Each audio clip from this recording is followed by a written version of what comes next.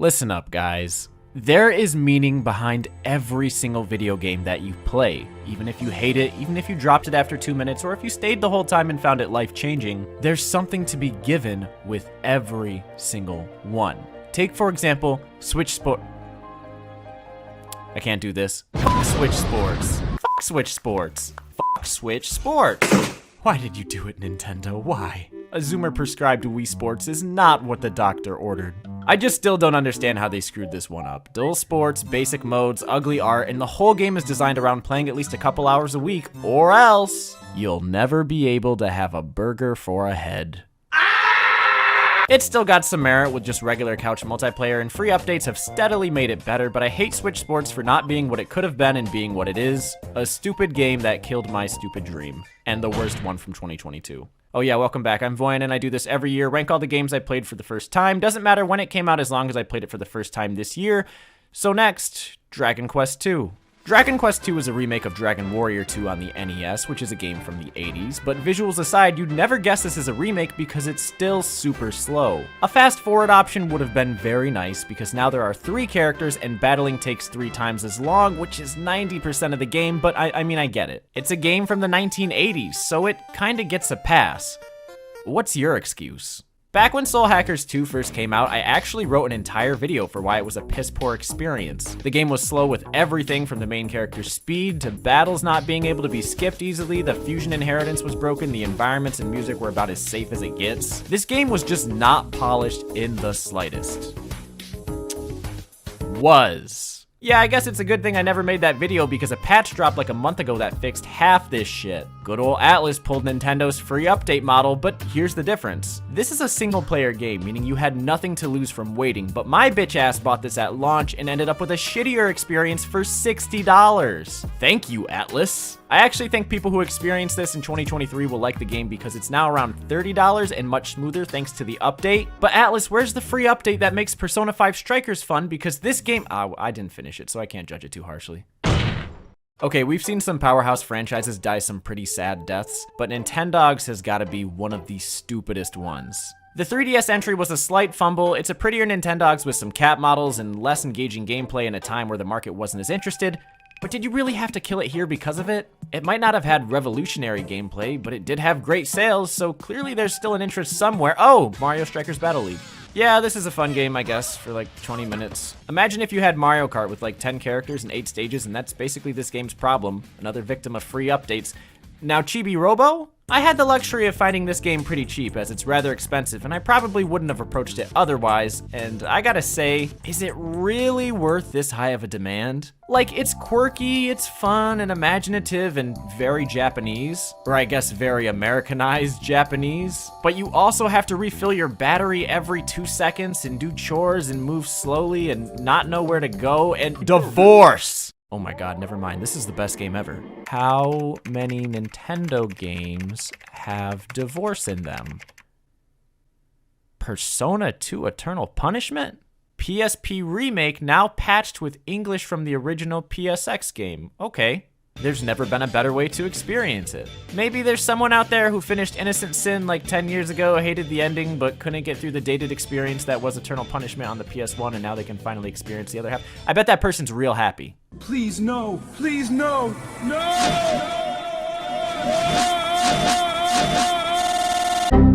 So a couple weeks ago at the Game Awards, there was actually a moment where Jeff Keighley said, "Katamari," and my heart started to race. The only news we currently have is a potential We Love Katamari reroll update, which is really cool. That's my favorite game in the series. But how about a new Katamari altogether? Because we haven't had one of those in over 10 years, and where the series left off last was with Touch My Katamari.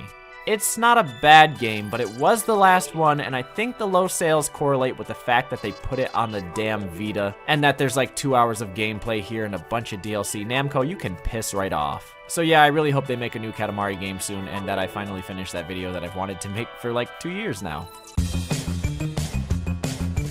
Oh, Voyan, you're fucking up. You want to experience the real Splatoon 3? You gotta play the ranked mode because that's where it's at. You know you're bad at the game, so why not throw some numbers on it? Yeah, Splatoon 3 is a great time. Unfortunately, I still can't learn the motion controls to shoot efficiently, so I'll never be a pro, but I can shoot efficiently in Halo Infinite. Have to hit my quota of one first-person shooter a year, and this year I sat down with my buds to experience a co-op Halo campaign, which was a damn good time. It doesn't add much, a hookshot, the open world mechanics, but there's nothing quite like the silliness that comes with Halo multiplayer, and I savored every second of it. Now, we have 4 games left to get through, but you are probably going to notice that there is quite a large player missing in all of this, and unfortunately that is Xenoblade Chronicles 3. As someone who has enjoyed every other game in the saga, this was my most anticipated game of the year, and I'm fully convinced that it should probably be my game of the year. But to be honest with you guys, I don't get it. Something about this game just is not clicking with me, and I gave it 13 hours, which I feel is enough time to judge. I have no connection to these characters or what's happening in the plot, nor the music, nor do I have any desire to explore the world. The battle mechanics seem unnecessarily convoluted, and I feel like the game tells me to do a lot of things because it's good, but I've yet to gain any intrinsic desire to do so myself. I'm just not with Xenoblade 3, and I even tried to pick it up back when the storm hit last week, to which I had a little success. I guess where I want to put this is if anyone has any motivational tips for Xenoblade 3, please leave them down in the comments because I'm really trying with this one. And now somehow I have to convert and talk about AI, the Somnium Files Nirvana Initiative?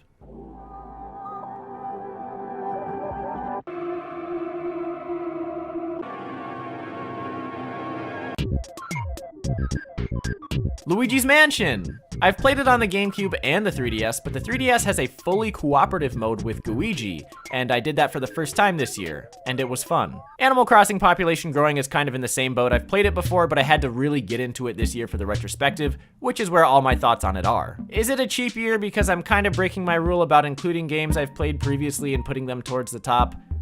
Probably, but for that I say, holy shit, It Takes Two. This man is a fucking marketing genius. If he had never had that outburst on stage, I would not have even heard of A Way Out, but I did, and I bought 2 copies. It was clear this guy was spilling with personality, so I had to try his game, which made it kind of upsetting when A Way Out turned out to not be that special and flew too close to Brothers: A Tale of Two Sons.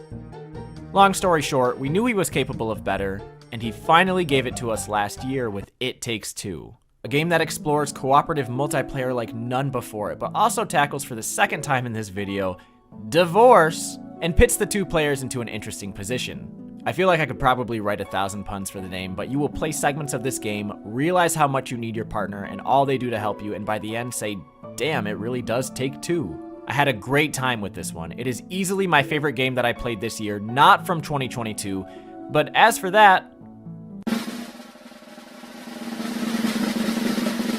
yeah, probably this one. And here we are. I don't know why it took Nintendo so long to fetch Kirby: A Third Dimension and not this, but a real third dimension mainline game. All I can say is thank God they did, because Kirby in the Forgotten Land was such a